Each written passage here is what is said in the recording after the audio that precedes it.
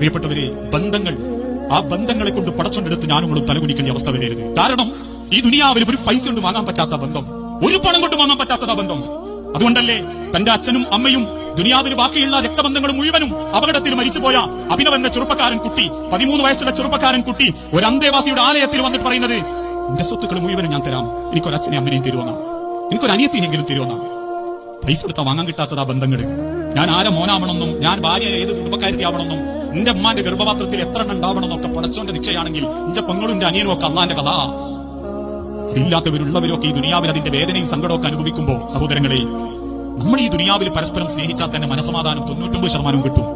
അതിനു പകരം ഈഗോയും വാശിയും വെറുപ്പും കാണിച്ച് ജീവിച്ച, ആളെ തമ്മിലടിപ്പിക്കാനും കാണിക്കാനും വേണ്ടി ജീവിച്ച ദുനിയാവിലൊക്കെ ഉണ്ടാവും. തമ്മിലടിപ്പിച്ചോനും കളിപ്പിച്ചോനും ഉള്ളുകൂടെ തീ കയറ്റിയോനും എല്ലാരും ഉണ്ടാകും. പക്ഷേ വല്ലാഹിറത്തു ഖൈറും വഅബ്കാ, വല്ലാഹിറത്തു ഖൈറും വഅബ്കാ, എന്നും നിലനിൽക്കുന്ന ഒരു ആഹാരം നിങ്ങളെയും കാത്തിക്കുന്നുണ്ട്.